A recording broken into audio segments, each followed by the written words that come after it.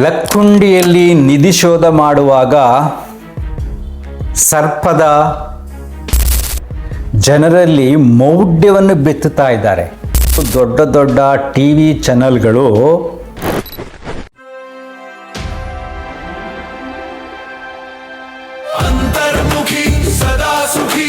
ನಮಸ್ಕಾರ ಸ್ನೇಹಿತರೆ, ಈ ದಿನದ ವಿಶೇಷ ಸಂಚಿಕೆ ಲಕ್ಕುಂಡಿಯಲ್ಲಿ ನಿಧಿ ಶೋಧ ಮಾಡುವಾಗ ಸರ್ಪದ ಕಾವಲಿನ ಬಗ್ಗೆ ಜವಾಬ್ದಾರಿಯುತ ಮಾಧ್ಯಮಗಳು, ದೊಡ್ಡ ದೊಡ್ಡ ಟಿವಿ ಚಾನೆಲ್ಗಳು ಜನರಲ್ಲಿ ಮೌಢ್ಯವನ್ನು ಬಿತ್ತುತ್ತಾ ಇದ್ದಾರೆ. ನಾನು ಯಾಕೆ ಮೌಢ್ಯ ಅಂತ ಹೇಳ್ತೀನಿ ಅಂದರೆ, ಇಂದಿನ ಕಾಲದಿಂದಲೂ ಕೂಡ ಜನರ ಭಾವನೆಗಳ ಮೇಲೆ ಆಟವಾಡಿ ಭಯವನ್ನು ಉಂಟು ಮಾಡಿ ಅವರನ್ನು ಹೇಗೆ ಕಂಟ್ರೋಲ್ ಇಟ್ಕೋತಾ ಇದ್ರು ಅನ್ನೋದ್ರ ಬಗ್ಗೆ ಒಂದು ವಿಶ್ಲೇಷಣೆ. ಈಗ ಲಕ್ಕುಂಡಿಯಲ್ಲಿ ನಿಧಿ ಶೋಧ ಮಾಡ್ತಾ ಇದ್ದಾರೆ. ಒಂದು ಟಿ ವಿ ಚಾನಲಲ್ಲಿ ಹೇಳ್ತಾರೆ, TV9ನಲ್ಲಿ ಅಲ್ಲಿ ಹಾವಿನ ಪೊರೆ ಸಿಕ್ಕಿದೆ. ಲಕ್ಕುಂಡಿಯಲ್ಲಿ ಉತ್ಖನನ ಪ್ರಾರಂಭ ಆದಾಗಿಂದಲೂ ನಾಗರ ಕಲ್ಲು ಪತ್ತೆಯಾಯಿತು, ಅನಂತರದಲ್ಲಿ ನಿಜ ನಾಗರ ದರ್ಶನ ಆಗುತ್ತೆ. ಇವಾಗ ನಿಜಕ್ಕೂ ಸರ್ಪ ಕಾವಲಿದೆ ಅನ್ನೋದಕ್ಕೆ ಕೆಲ ಸಾಕ್ಷ್ಯಗಳ ರೀತಿಯಾಗಿ ಕಣ್ಣಿಗೆ ಕಾಣಿಸ್ತಾ ಇದೆ. ಆ ನಿಧಿಗಾಗಿ ಸರ್ಪ ಕಾವಲು ಇರುವುದರ ಬಗ್ಗೆ ಸಾಕ್ಷಿ ಸಿಕ್ಕಿದೆ ಅಂತ ಹೇಳ್ತಾ ಇದ್ದಾರೆ. ಇನ್ನೊಂದಷ್ಟು ಚಾನಲ್ಗಳಲ್ಲಿ ಇನ್ನೊಂದನ್ನು ಹೇಳ್ತಾ ಇದ್ದಾರೆ. ನೀವು ಸ್ವಲ್ಪ ಇದನ್ನು ಗಮನಿಸ್ತಾ ಹೋಗಿ, ಸಿಂಪಲ್ ಕ್ಲಿಪ್ಪಿಂಗ್ಸ್ ಹಾಕ್ತೀವಿ.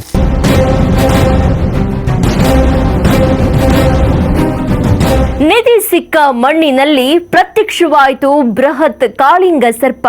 ಶಿವಲಿಂಗವೂ ಸಿಕ್ತು, ಹೆಡೆ ನಾಗರನ ಮೂರ್ತಿಯೂ ಬಂತು. ನಿಧಿ ಸುತ್ತ ಸರ್ಪಕೋಟೆನ. ಮನೆ ಕಟ್ಟಲು ಪಾಯ ತೆಗೆಯುವಾಗ ಸಿಕ್ಕ ಒಂದು ಬಿಂದಿಗೆ, ಆ ಬಿಂದಿಗೆಯೊಳಗೆ ಚಿನ್ನ, ತಾಮ್ರ, ಹವಳ, ಪುರಾತನ ನಾಣ್ಯಗಳು, ನಾಗರ ರೂಪದ ಆಭರಣಗಳು. ಇವು ಯಾರದ್ದು, ಯಾವ ಕಾಲಕ್ಕೆ ಸೇರಿತ್ತು, ಯಾಕೆ ಊತಿಟ್ಟಿದ್ರು?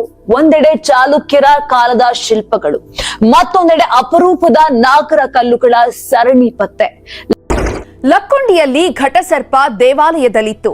ಶಿವಲಿಂಗಕ್ಕೆ ಸುತ್ತಿಕೊಂಡಿತ್ತು, ದೇವರ ಮೇಲೆ ಮಣಿ ಇಟ್ಟಿತ್ತು. ಲಕ್ಕುಂಡಿಯಲ್ಲಿ ಘಟಸರ್ಪದ ಬಗ್ಗೆ ಕೇಳಿ ಬರ್ತಾ ಇರುವಂತಹ ಕತೆಗಳೆಲ್ಲ ನಿಜಾನ? ಆ ಮಹಾಸರ್ಪ ನಿಧಿಗೆ ಕಾವಲು ಕಾಯ್ತಿದ್ಯಾ? ಲಕ್ಕುಂಡಿಯಲ್ಲಿ ಆ ಕಪ್ಪು ಘಟಸರ್ಪ ಸಾವಿರಾರು ವರ್ಷಗಳಿಂದಲೂ ಇದೆಯಾ? ಲಕ್ಕುಂಡಿ ಘಟಸರ್ಪದ ಬಗ್ಗೆ ಜನರು ಹೇಳ್ತಾ ಇರೋದೇನು?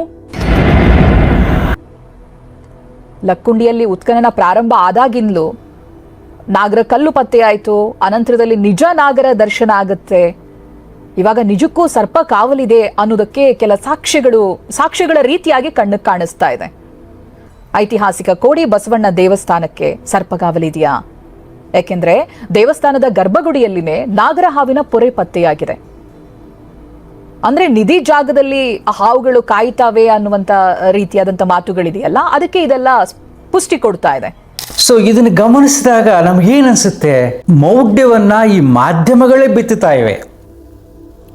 ಸರ್ಕಾರ ಅಲ್ಲಿ ಇತಿಹಾಸವನ್ನು ನೋಡಲು ಅಥವಾ ಅಲ್ಲಿ ಏನಿದೆ ನೋಡಲು, ಎಷ್ಟು ವರ್ಷಗಳಿಂದ ದೇವಸ್ಥಾನ ಇತ್ತು, ಎಷ್ಟು ವರ್ಷಗಳಿಂದ ಅಲ್ಲಿ ಸಿಗತಕ್ಕಂಥ ಪಳಿಯುಳಿಕೆಯಿಂದ ಇಲ್ಲಿ ಏನೇನಿದೆ ಅನ್ನೋದಕ್ಕೋಸ್ಕರ ಉತ್ಖನನ ಅಂತ ಮಾಡ್ತಾರೆ. ಅದು ಸರ್ಕಾರ ಪ್ರಾಯೋಜಿತ ಕಾರ್ಯಕ್ರಮ, ಕೋಟ್ಯಾಂತರ ರೂಪಾಯಿ ಖರ್ಚು ಮಾಡ್ತಾರೆ.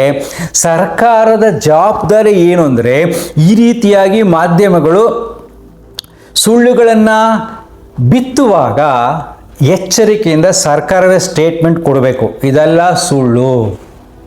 ನಿಧಿ ಶೋಧ ಮಾಡುವಾಗ, ಉತ್ಖನನ ಮಾಡುವಾಗ ಯಾವ ಸರ್ಪವು ಕಾವಲು ಇರುವುದಿಲ್ಲ ಅಂತ ಹೇಳಬೇಕು. ಯಾಕೆಂದರೆ ಜನರಲ್ಲಿ ಒಂದು ವೈಜ್ಞಾನಿಕವಾದ ತಿಳುವಳಿಕೆಯನ್ನು ತಿಳಿಸುವುದು ಈಗಿನ ಕಾಲಘಟ್ಟದಲ್ಲಿ, ಈಗ ಸತ್ಯವನ್ನು ತಿಳಿಸುವುದು ಸರ್ಕಾರದ ಜವಾಬ್ದಾರಿ. ಈ ಸರ್ಕಾರದ ಬಗ್ಗೆ ಆ ಸರ್ಕಾರದವ್ರಿಗೆ ಗಮನನೇ ಇಲ್ಲ. ಅಟ್ಲೀಸ್ಟು ಆಫೀಸರ್ಸಲ್ಲಿ ಇರ್ತಾರಲ್ವಾ, ಉತ್ಖನನ ಮಾಡಿಸ್ತಾ ಇರ್ತಾರಲ್ವ, ಅವರಾದರೂ ಹೇಳಬೇಕು ಇವೆಲ್ಲ ಸುಳ್ಳು, ಈ ಕಥೆಗಳನ್ನು ನಂಬಬೇಡಿ ಅಂತ ಹೇಳ್ಬೇಕು. ಅಲ್ಲಿ ಬಂದು ವಿಡಿಯೋ ಮಾಡಬೇಕಾದ್ರೆ ಅದನ್ನು ಯಾರೂ ಹೇಳ್ತಾ ಇಲ್ಲ. ಇಂದಿನ ಕಾಲದಲ್ಲಿ ರಾಜರುಗಳು ಏನಪ್ಪ ಮಾಡ್ತಿದ್ರು ಅಂದರೆ, ಅವರು ಸಂಪತ್ತನ್ನು, ಅಂದರೆ ಅವಾಗ ಸಂಪತ್ತು ಅಂದರೆ ಬರೀ ಚಿನ್ನವೇ, ನೋಟಲ್ಲ, ಅದನ್ನು ಒಂದು ಕಡೆ ಬಚ್ಚಿಡಬೇಕಾಯ್ತು. ಬಚ್ಚಿಡೋಕ್ಕೋಸ್ಕರನೇ ದೇವಸ್ಥಾನ ಕಟ್ಟಿಸ್ತಾ ಇದ್ರು. ದೇವಸ್ಥಾನಗಳಲ್ಲಿ, ಗರ್ಭಗುಡಿಗಳಲ್ಲಿ, ಬೇರೆ ಬೇರೆ ಜಾಗಗಳಲ್ಲಿ ಹಣ ಇಡೋಕ್ಕೋಸ್ಕರ ಅವರು ಒಂದು ಕೋಣೆಯನ್ನು ಮಾಡಿ ಅಲ್ಲಿ ಇಡ್ತಾ ಇದ್ರು. ಹಣ ಅಂದರೆ ಚಿನ್ನ. ಆದರೆ ಅಲ್ಲಿ ಕಳ್ಳರು ಬಂದ್ಬಿಡ್ತಾರಲ್ವ, ಬೇರೆ ಜನಗಳು ಬರ್ತಾರಲ್ವ, ಬೇರೆ ರಾಜರು ಆಕ್ರಮಣ ಮಾಡುವ ಮೊದಲು ಅಲ್ಲಿನ ಸುತ್ತಮುತ್ತಲ ಜನರು ಏನಾದರೂ ಕಳ್ಳರು ಬಂದರೆ ಅಂದ್ಬಿಟ್ಟು ಭಯ ಹುಟ್ಟಿಸ್ತಿದ್ರು. ಸೊ ಏನಾದ್ರು ಅಲ್ಲಿ ದೇವಸ್ಥಾನಕ್ಕೆ ಬಂದರೆ ಹಾವು ಬರುತ್ತೆ, ಅದಕ್ಕೇನು ಮಾಡ್ತಾಯಿದ್ರು, ಹಾವಿನ ಚಿತ್ರವನ್ನು ಹಾಕ್ತಾಯಿದ್ರು.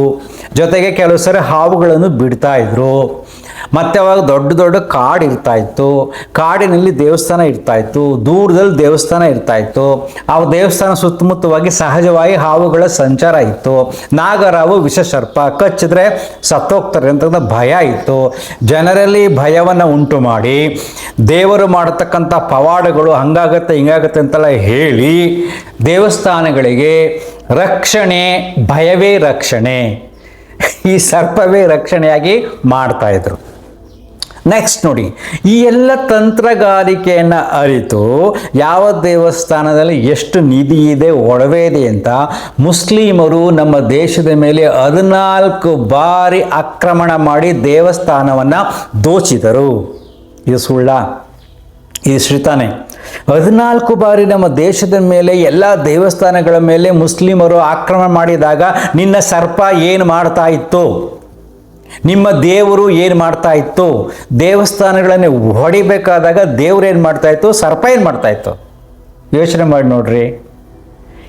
ಅದಕ್ಕೆ ಸಾಕ್ಷಿಗಳು ಪಾಳು ಬಿದ್ದ ದೇವಸ್ಥಾನಗಳು ಈಗಲೂ ಇವೆ. ಒಡೆದಾಕಿರ್ತಕ್ಕ ದೇವಸ್ಥಾನಗಳು ಇಲ್ವಾ? ಯೋಚನೆ ಮಾಡಿ ನೋಡಿ. ಇದ್ರ ಬೋಗಸ್ತೇನೇನ ಇದು? ಹಾಗೆಯೇ ಹಿಂದಿನ ಕಾಲದಲ್ಲಿ ಏನು ಮಾಡ್ತಾ ಇದ್ರು, ಚಿಕ್ಕ ಚಿಕ್ಕ ಸಾಮಂತರು ಒಂದು 5 ಹಳ್ಳಿಗೆ 10 ಹಳ್ಳಿಗಳಿಗೆ ಒಬ್ಬೊಬ್ರು ಇರ್ತಾಯಿದ್ರು.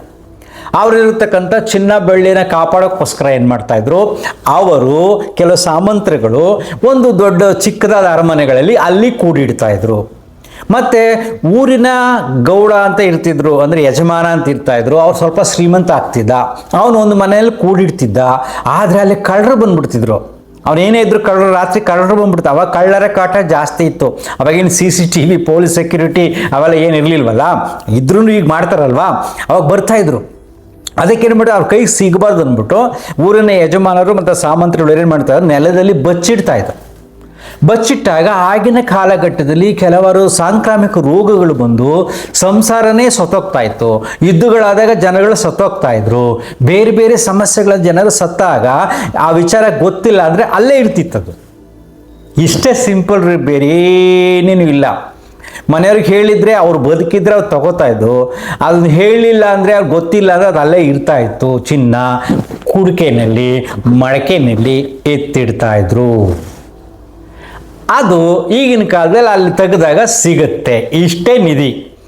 ಕೆಲವರು ದೇವಸ್ಥಾನದಲ್ಲಿ ಬಚ್ಚಿಡ್ತಾ ಇದ್ರು, ಕೆಲವರು ಅರಮನೆಗಳಲ್ಲಿ ಬಚ್ಚಿಡ್ತಾ ಇದ್ರು, ಕೆಲವರು ದೊಡ್ಡ ದೊಡ್ಡ ಮನೆಗಳಲ್ಲಿ ಬಚ್ಚಿಡ್ತಾ ಇದ್ರು, ಚಿಕ್ಕ ಚಿಕ್ಕ ಮನೆಗಳಲ್ಲೂ ಬಚ್ಚಿಡ್ತಿದ್ರು. ಗೊತ್ತಾದರೆ ತಗೋತಾ ಇದ್ರು, ಗೊತ್ತಿಲ್ಲ ಅಂದರೆ ಅಲ್ಲೇ ಉಳ್ಕೊಳ್ಳೋದು. ಈಗ ನೆಲ ಭಾಗದಾಗ ಸಿಗುತ್ತೆ. ನಾವು ಹಿಂದಿನ ಸಂಸ್ಕೃತಿ ಹೇಗಿತ್ತು, ಅವರ ಜೀವನ ಶೈಲಿ ಹೇಗಿತ್ತು, ಹೇಗೆ ಮಾನವನ ಎವಲ್ಯೂಷನ್ ಆಗಿದೆ ಅನ್ನೋದ್ರ ಬಗ್ಗೆ ಬೆಳಕನ್ನು ಚೆಲ್ಲುವುದಕ್ಕೆ ಈಗೇನು ಮಾಡ್ತಾರೆ, ಉತ್ಕಲನ ಅಂತ ಮಾಡ್ತಾರೆ. ಈ ಥರ ಸಿಕ್ಕಿದಾಗ ಅಲ್ಲಿ ಅಗಿತಾ ಹೋದಾಗ ಅಲ್ಲೆಲ್ಲ ಗೊತ್ತಾಗಿ ಮಡಕೆ ಸಿಕ್ಕಿದೆ, ಮೊನ್ನೆ ಮೂಳೆ ಸಿಕ್ಕಿದೆ, ಸತ್ತವರು ಅವ್ರು ಹೆಂಗೆ ಅವ್ರನ್ನ ಮಣ್ಣು ಮಾಡ್ತಾ ಇದ್ರು ಹಿಂದಿನ ಕಾಲದಲ್ಲಿ, ಅದು ಗೊತ್ತಾಗುತ್ತೆ. ಮತ್ತು ದೇವಸ್ಥಾನದ ಕುರುಹುಗಳು ಸಿಗ್ತವೆ. ಹಿಂದಿನ ಕಾಲದ ಮಾಮೂಲಿ ದೇವಸ್ಥಾನ ಕಟ್ಟೋರು, ಶಿವಲಿಂಗ ಕಟ್ಟೋರು, ಅಲ್ಲಿದ್ದಾಗ ನಾಗರಾವ್ ಬರೋದು. ನಾಗರಾವ್ ಯಾಕೆ ಉಪಯೋಗಿಸ್ತಾ ಇದ್ರು? ಬೈಕೋಸ್ಕರ ಉಪಯೋಗಿಸ್ತಾ ಇದ್ರು, ಒಂದು ಸಿಂಬಲಾಗಿ ಉಪಯೋಗಿಸ್ತಾ ಇದ್ರು. ಇಷ್ಟೇ, ಬೇರೇನಿಲ್ಲ. ಎಲ್ಲ ನಂಬಿಕೆಗಳ ಮನಸ್ಸುಗಳನ್ನು ಉಪಯೋಗಿಸ್ಕೊಂಡು ದುರ್ಬಲ ಮನಸ್ಸುಗಳ ಮೇಲೆ ಈಗಲೂ ಆಕ್ರಮಣ ಮಾಡುತ್ತಿದ್ದಾರೆ ಮಾಧ್ಯಮಗಳು. ಇದನ್ನು ನೋಡ್ಕೊಂಡು ಕಣ್ಮುಚ್ಕೊಂಡು ಕೂಳ್ತಿದೆ ನಮ್ಮ ಸರ್ಕಾರ. ಜವಾಬ್ದಾರಿಯುತವಾದ ಸರ್ಕಾರಗಳು ಈ ರೀತಿಯಾದ ವಿಚಾರಗಳು ಹೊರಗಡೆ ಬಂದಾಗ ಜನರ ಮನಸ್ಸಿನ ಮೇಲೆ ತುಂಬ ಪ್ರಭಾವ ಬೀರುತ್ತೆ. ಇದೆಲ್ಲ ಸುಳ್ಳು ಅಂತ ಅವ್ರು ಹೇಳಬೇಕು. ಹೇಳಲಿಲ್ಲ ಜನ ಅದನ್ನು ನಂಬ್ತಾರೆ, ಕ್ರೇಜ್ ಇರುತ್ತೆ. ಈ ಜನಗಳ ಮನಸ್ಸು ಹೇಗಿದೆ ಅಂದರೆ ಪಾಪ ಕೆಲವರು ಮನಸ್ಸಂತೂ ರಾತ್ರಿ ಭಾನುವಾರ 10 ಗಂಟೆಗೆ ಸಗಣಿ ತಂದು ನಿಮ್ಮ ದೇವ್ರ ಮನೇಲಿ ಇಟ್ಟರೆ ನಿಮ್ಗೆ ಲಕ್ಷ್ಮೀ ಬರ್ತಾಳೆ ಅಂದ್ಬಿಟ್ರೆ ಎಲ್ಲ ಸಗಣಿ ತಂದಿಡ್ತಾರೆ. ಯೋಚನೆ ಮಾಡುವ ಶಕ್ತಿಯೇ ಇಲ್ಲ. ಸುಮ್ಮಿಗೆ ಲಕ್ಷ್ಮಿ ಬರೋದಿಲ್ಲ. ನೀನು ತಲೆ ಬುದ್ಧಿ ಉಪಯೋಗಿಸ್ಬೇಕು. ಬುದ್ಧಿಯನ್ನು ಉಪಯೋಗಿಸಿ, ದೇಹಶಕ್ತಿಯನ್ನು ಉಪಯೋಗಿಸಿ ಅದಕ್ಕೆ ಕರೆಕ್ಟಾಗಿ ಕೆಲಸ ಮಾಡ್ಕೊಂಡು ಹೋದರೆ ನಿನ್ನ ದುಡಿಮೆಗೆ ತಕ್ಕಂತೆ ಪ್ರತಿಫಲ ಸಹಜವಾಗಿ ಎಲ್ಲರಿಗೂ ಸಿಗುತ್ತೆ. ಸುಮ್ಮನೆ ಬಂದು ಸಗಣಿ ಇಟ್ಬಿಟ್ರೆ ಹಣ ಬಂದ್ಬಿಡೋದಿಲ್ಲ. ಬಟ್ ಜನ ಅದನ್ನು ನಂಬ್ತಾರೆ. ಯಾಕೆಂದರೆ ಪಾಪ ಅಷ್ಟೊಂದು ಸಮಸ್ಯೆಗಳಲ್ಲಿ ತೊಳಲಾಡ್ತಾ ಇದ್ದಾರೆ. ಗಂಡ ಹೆಂಡತಿ ಸಮಸ್ಯೆ ಹೋಗಬೇಕೇ, ಈ ರೀತಿ ಮಾಡಿ ಅಂತ ಏನಾರ ಒಂದು ಹೇಳ್ಬಿಟ್ರೆ ಸಾಕು. ಸೊ ಜನ ಅದನ್ನು ಫಾಲೋ ಮಾಡ್ತಾರೆ. ಸಮಸ್ಯೆಗಳಿಂದ ಹೊರಬರೋಕ್ಕೆ ಕೆಲವು ಮುಗ್ಧ ಮನಸ್ಸುಗಳು, ದುರ್ಬಲ ಮನಸ್ಸುಗಳು ತವಕಿಸ್ತಾ ಇರ್ತವೆ. ಆ ದುರ್ಬಲತೆಯನ್ನು, ಆ ನೋವುಗಳನ್ನು ಈ ಕೆಲವಾರು ಸ್ವಾರ್ಥಿಗಳು ಮಾಧ್ಯಮಗಳ ಮುಖಾಂತರ ಅವ್ರನ್ನ ಉಪಯೋಗಿಸ್ಕೊಂಡು ಹಣ ಮಾಡಿ ಬದುಕ್ತಾ ಇದ್ದಾರೆ. ಅವರೊಂದು ರೀತಿಯಾದ ಧಾರ್ಮಿಕ ಭಯೋತ್ಪಾದಕರ ರೀತಿ ಅನಿಸುತ್ತೆ ನನಗೆ, ಅಲ್ವಾ? ನೀವು ಯೋಚನೆ ಮಾಡಿ ನೋಡಿ. ಇವ್ಯಾವೂ ನಡೆಯೋದಿಲ್ಲ. ಸರ್ಪ ಕಾವಲು ಇಲ್ಲ. ನಾಗರ ಹಾವಿನ ಸಂಚಾರ ಸಹಜ. ಪಾಳು ಬಿದ್ದ ಜಾಗದಲ್ಲಿ ಹಾವುಗಳ ಸಂಚಾರ ಸಹಜ. ಇಂದಿನ ಕಾಲದಲ್ಲಿ ಮನುಷ್ಯನ ಮನಸ್ಸಿನಲ್ಲಿ ಭಯವನ್ನುಂಟು ಮಾಡಲು ಆ ರೀತಿಯಾದ ಚಿತ್ರಗಳನ್ನ ಬಿಡಿಸ್ತಾ ಇದ್ರು. ಇಂದಿನ ಕಾಲದಲ್ಲಿ ಚಿನ್ನವನ್ನು ಸೇಫಾಗಿ ಇಡೋಕ್ಕೆ ಒಂದು ಕಡೆ ಹೂಳ್ತಾ ಇದ್ರು ಅಷ್ಟೇ. ಅದು ಇವಾಗ ಸಿಗುತ್ತೆ. ಸೊ ಇಂದಿನ ಕಾಲದಿಂದ ಈಗಿನ ಕಾಲದವರೆಗೂ ಕೂಡ ಎಷ್ಟೋ ಸತ್ಯಗಳು ಭೂಮಿಯಲ್ಲಿ ಹೂತೋಗ್ಬಿಟ್ಟಿದೆ. ತುಂಬ ಜನಕ್ಕೆ ಅದು ಅರ್ಥ ಆಗ್ತಾ ಇಲ್ಲ. ಸೊ ನೀವು ಸತ್ಯ ಅರ್ಥ ಮಾಡ್ಕೊಳ್ಳಿ. ಇವೆಲ್ಲದಕ್ಕೂ ಮನಸ್ಸು ಕೊಡೋಕ್ಕೆ ಹೋಗಬೇಡಿ. ನಿಮ್ಮ ಮನಸ್ಸನ್ನು ಅರ್ಥ ಮಾಡಿಕೊಂಡು ದೇಹಶಕ್ತಿ, ಪ್ರಾಣಶಕ್ತಿ, ಮನಶಕ್ತಿ, ಇಚ್ಛಾಶಕ್ತಿಯನ್ನು ಉಪಯೋಗಿಸಿ ದುಡಿರಿ. ಲಕ್ಷ್ಮಿ ಬರೋದು ಬಂದೇ ಬರುತ್ತೆ. ಮಾಧ್ಯಮಗಳ ಮೌಢ್ಯಕ್ಕೆ ಬಲಿಯಾಗಬೇಡಿ. ಅಷ್ಟೇ ನನ್ನ ಕಳಕಳಿಯ ಮನವಿ. Thank you. ಅಂತರ್ಮುಖಿ, ಸದಾ ಸುಖಿ. ನಮಸ್ಕಾರ.